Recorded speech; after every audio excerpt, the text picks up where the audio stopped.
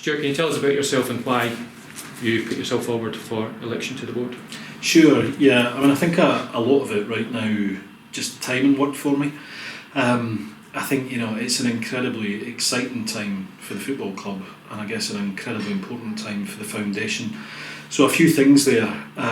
It was fascinating to watch Ian Catherall being interviewed when he was appointed and talking about how he'd moved from his comfort zone, how he'd got away out of Dundee, I think was his example. And much the same thing happened for me, really.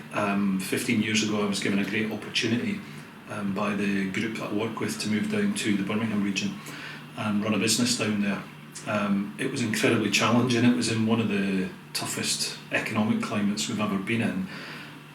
A lot of people really backed me down there, and I guess because that went so well, they threw lots of opportunity at me after that. And I'd always had the mantra, whichever business they gave me to run, I should leave it stronger. So there was a real kind of read across, I think, to what was going on at the football club.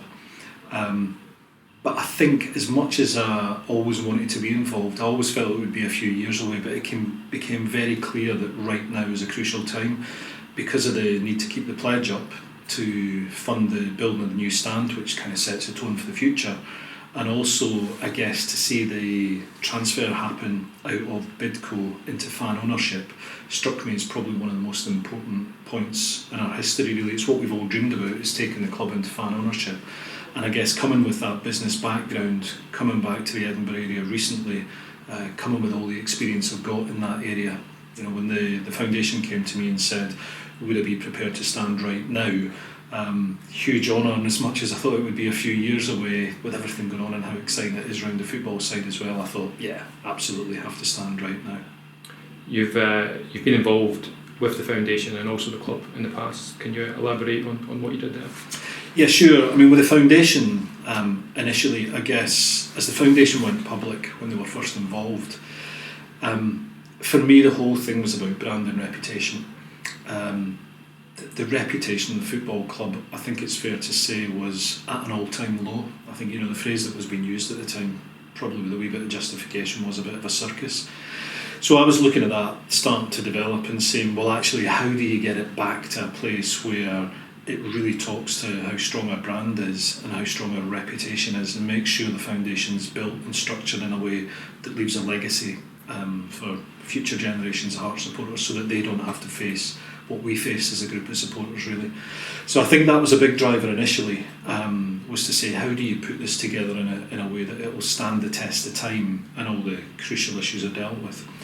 I think the involvement with the football club was probably just really an extension of that. It came along a wee bit later, but when the Save the Children partnership, which was really kind of groundbreaking at the time, was starting to develop, the club asked me to get involved and help. These things with a charity can be incredibly complicated to achieve, but I think there was some clear read across to how the foundation had been built to say actually the quality of that brand, the quality of the message that was sending, our place in the community, all of that was kind of pulling together, really. I mean, if you think about the Hearts brand itself, I'm biased, I'm a Hearts supporter, but the kind of imagery around the brand, the history around the brand, even in the name, I think somebody once said, more kind of engaging than the New York Yankees or the Boston Braves or even Queen of the South, all that sort of stuff just said that was a deal that we should do, that was something we should put together. It absolutely spoke to who we are, so that was why I got involved in both of those things at the time. Looking in from the outside, although you have played a part obviously in the past, but largely looking in from the outside, what have you made of the work that's been carried out so far? Yeah, sure. I mean, I think when I first met the guys that were involved, so Brian, Alex, Jamie, Gary, Alistair, you couldn't help but admire the vision they'd had to put the thing together.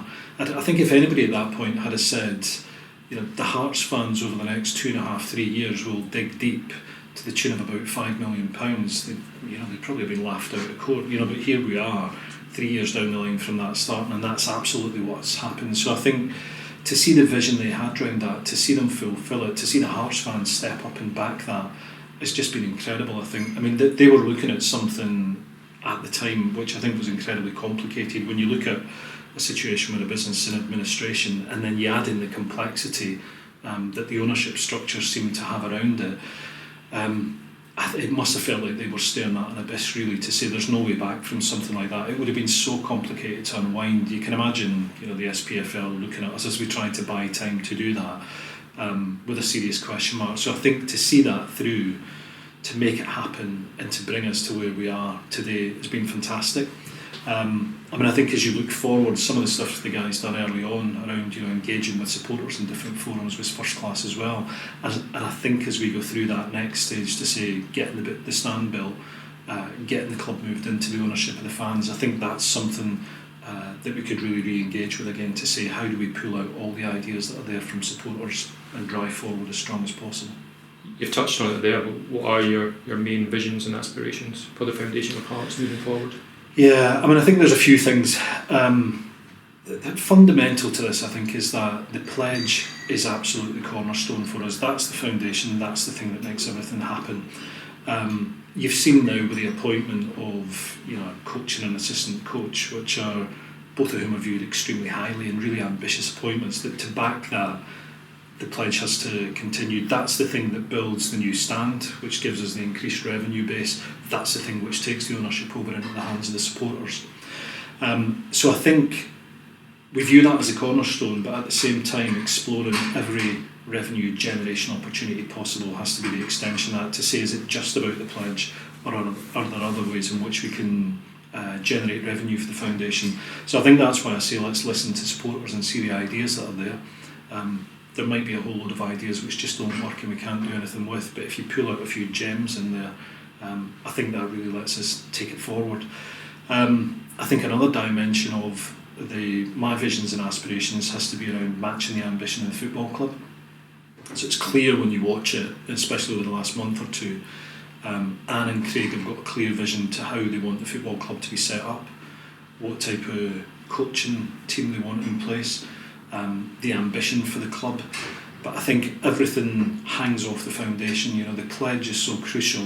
We think ultimately when the stand's built, when the ownership's transferred, that's when it starts to have a direct impact on the quality of player on the football pitch. We're all Hearts supporters, we all want to watch exciting football, we all want to go along and be entertained at Tynecastle, but the building of the new stand, the continuing with the pledge, that's crucial to affecting, I think, the quality of the player that's out there.